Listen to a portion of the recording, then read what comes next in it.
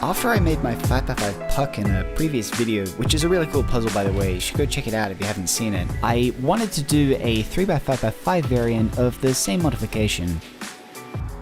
To put it simply, I basically just made a cuboid mod, and then I barreled it, but I never did the gluing part of the cuboid modification which bandages the pieces together. I wanted to do the same thing here because I thought that might make for a pretty interesting puzzle.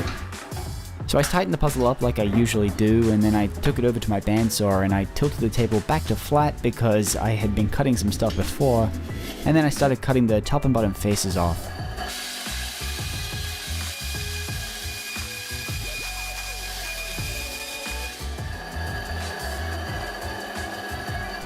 The majority of this build was going to be pretty much no different to a regular 3x5x5 modification, and if you haven't built that puzzle before, you really should. It's a fantastic starter cuboid for anyone that wants to get into modifying puzzles. After I'd finished cutting everything, it was time to disassemble the puzzle so that I could start filling all of the pieces. What's really great about this modification is that I didn't have to glue anything together, so I could get straight into the filling. This would make the puzzle a lot easier to build, but it would be a little more time consuming because I had more pieces to finish up later on. But after I finished disassembling everything, I got some epoxy sculpt out, which reminds me, I'm sponsored by Ave Studios and I'd like to thank them for giving me some of their epoxy sculpt. It's a fantastic material, and if you want to buy some, I'll leave a link in the description to where you can pick it up. After all the pieces were filled and cured, and yeah, I totally forgot to film that part, I started reassembling the puzzle so that I could get ready for shaping the puzzle.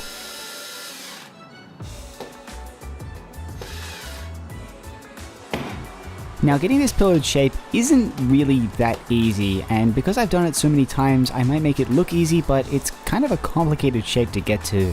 So I wanted to explain how it is that I go about getting that pillared shape for these kinds of cuboids.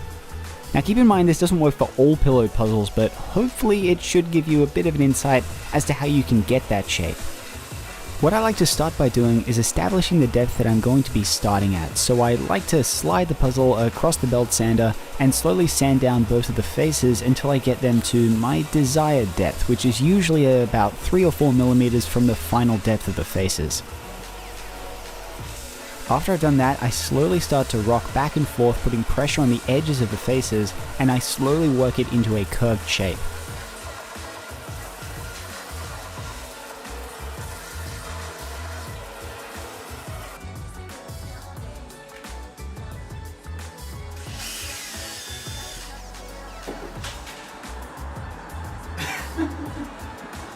Oh, that wasn't planned, but I'll take it. Before I could go any further with the shaping, I had to take the screws out so that I could narrow out the head of the screw and sink it down beneath the surface of the centerpiece. This is something I do very commonly with these kinds of modifications, and I do it with pretty much all of my deep cut 5x5 mods. All I'm doing is narrowing the head of the screw so that it can sit down in the small hole that normally only the spring is supposed to be in. This means I can sink it down beneath the surface of the centerpiece, and I can continue shaping the puzzle right down as far as the centerpiece will allow me to.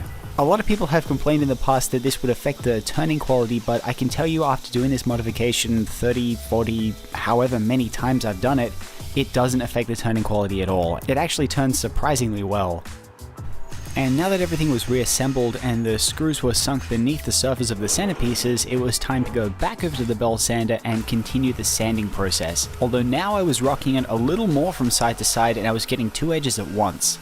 Slowly after doing this for long enough, you will end up with a nice and pillared face, apart from the 45-degree parts which will still have quite a hard edge to them, and we'll knock those off a little later on.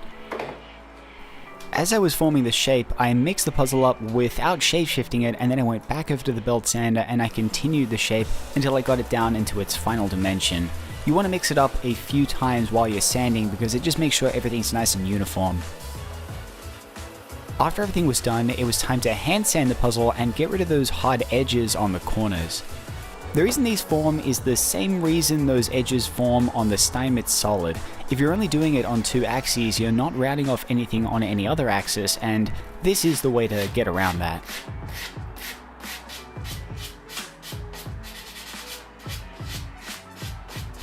I'm using a coarse sanding block at around 120 grit to round off all of these edges. It's also pretty helpful to blend those edges into the rest of the puzzle by doing some rough circles and just sanding everything down until it's nice and uniform. You can see here that this is what the face looked like before I started sanding, and afterwards this is what it looks like. And there are some areas that need repairing, but that's really not a problem at all. After I was finished sanding these faces, I disassembled the puzzle, and now it was time to do that thing that I always do, get a nail file out and knock off all the edges of each of the pieces individually. And well, that's pretty much it. After I did all of that, I don't paint my puzzles anymore, so I threw some stickers on, and here is the final result. I'm actually very impressed with how this puzzle turned out. As I was sanding the pieces, it was very clear to me that this was going to look almost identical to a regular 3x5x5, but with that hidden extra unbandaged movement that I really like. I also really like just how narrow these top and bottom faces are, and I think it just adds a totally unique look to the puzzle, and I'm really glad that I decided to build this puzzle. But anyways, I think this was a really easy modification, and I would encourage you to try it.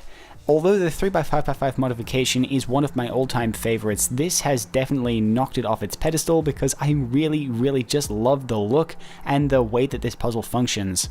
But anyways, I hope you guys found this video informative, and if you learned something, make sure to try it in one of your modifications. I really like seeing people base a lot of their mods off videos that I've made. It really makes my day.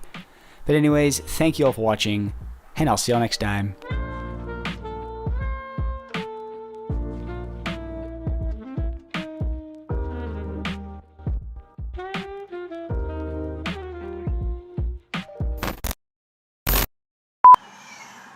Yep, recording.